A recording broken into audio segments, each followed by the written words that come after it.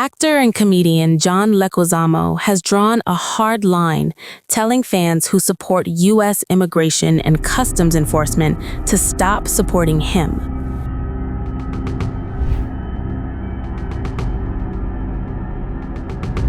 If you follow ICE, unfollow me, don't come to my shows, and don't watch my movies.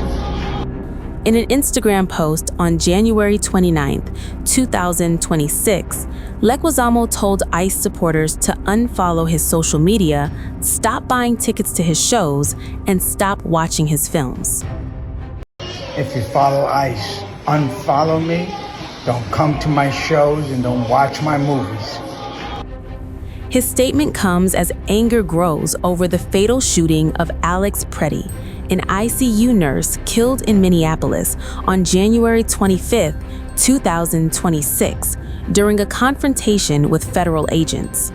While the Department of Homeland Security initially claimed Preddy approached officers with a weapon, video footage later showed he never brandished his concealed firearm. A DHS report confirmed that 2 Border Patrol agents fired while Preddy was already on the ground, and DHS spokesperson Tricia McLaughlin said the agents have since been placed on administrative leave. Leguizamo joins a growing list of celebrities speaking out against ICE, including Billie Eilish, Natalie Portman, Olivia Wilde, and Matt Damon. Natalie Portman is making headlines at the Sundance Film Festival, not just for her latest film, but for a blistering denunciation of U.S. immigration and customs enforcement.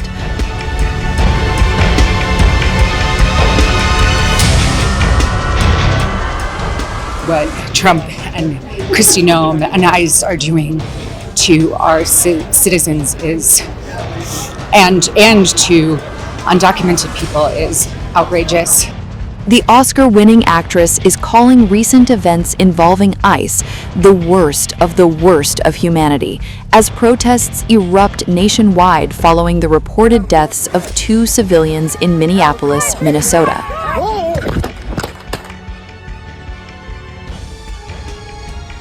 Of course, we're at, unfortunately, a horrific moment in our country with the federal government attacking civilians. The Sundance Film Festival is currently underway in Utah, drawing A-list stars, filmmakers, and industry insiders for premieres and panel discussions. But this year, the celebration of cinema is unfolding against a tense political backdrop, as immigration enforcement actions in the U.S. spark outrage, grief, and protest. Call an ambulance, please. Call an ambulance. Please. Please, we're all people. I'm not in the way. In recent weeks, ICE agents in Minneapolis have come under intense scrutiny following 2 fatal incidents. On January 7th, a woman identified as Renee Good was reportedly shot inside her car. Then on Saturday, January 25th, 37-year-old VA nurse Alex Preddy was killed in the street. Both deaths have been linked to ICE operations, according to activists and protest organizers, triggering demonstrations across the country and renewed criticism of federal immigration enforcement. Shut it down! Shut it down! Shut it down! The eyes of the whole country, of the whole world are on us. While some celebrities have remained silent, others have spoken out forcefully. Singer Billie Eilish recently criticized public figures for not using their platforms, and at Sundance, several actors made it clear they were unwilling to stay quiet. Natalie Portman, who was promoting her new film, The Gallerist, at Sundance, addressed the issue directly. She said she was grateful to be celebrating film, but added that the moment felt deeply conflicted. Her language grew sharper as she slammed U.S. President Donald Trump and condemned ICE. She got emotional while expressing horror.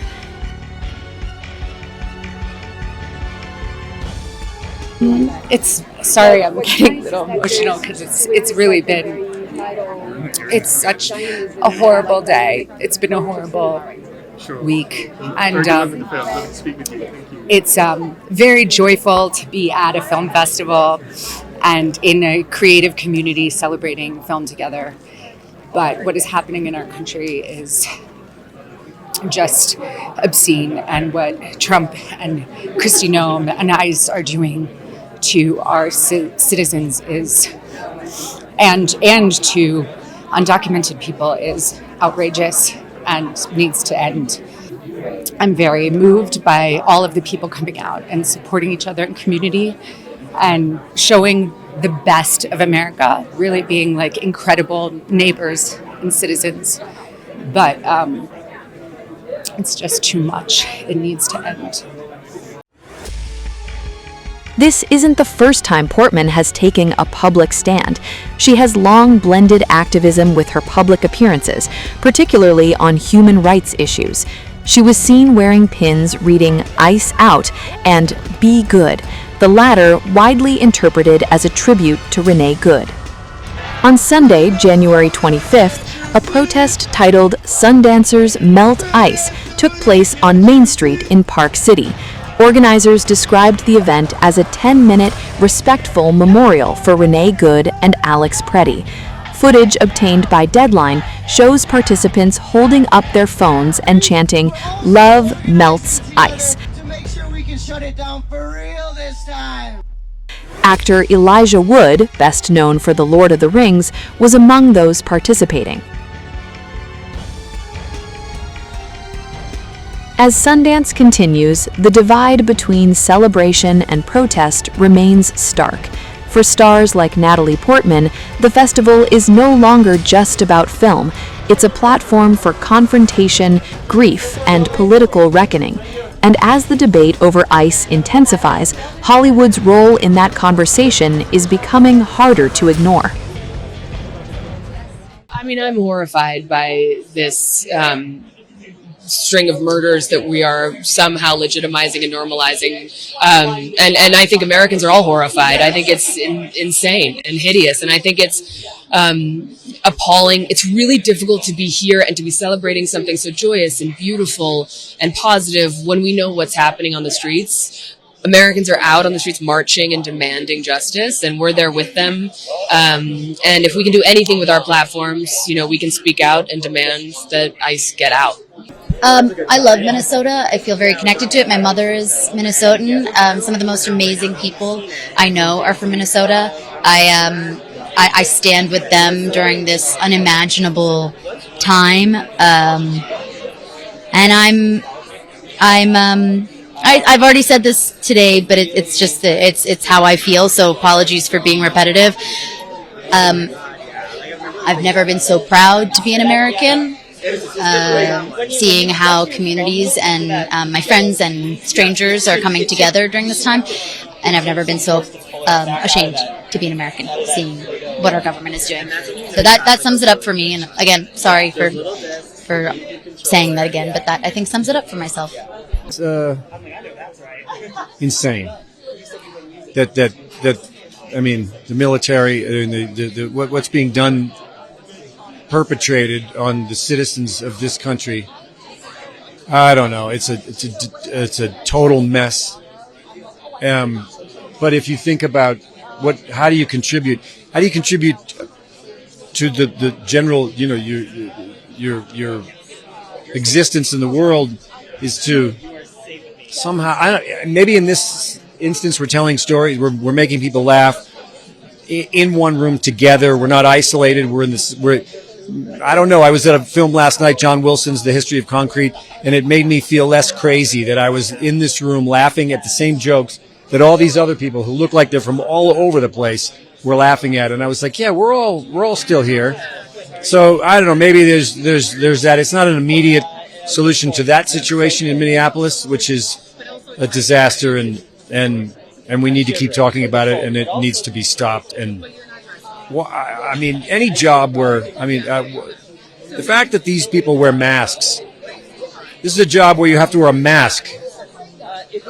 What is that? I don't understand that. I still don't understand how it's acceptable that a member of a quote unquote police force or a border patrol needs a mask to go to work because of what might happen to him if he's identified.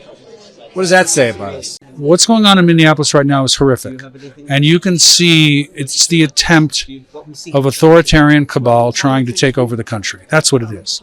But it's also state-sponsored violence. And in that, it kind of it connects to this film. Because let's not forget that the man who assaulted Salman, that's the tail end of state-sponsored violence.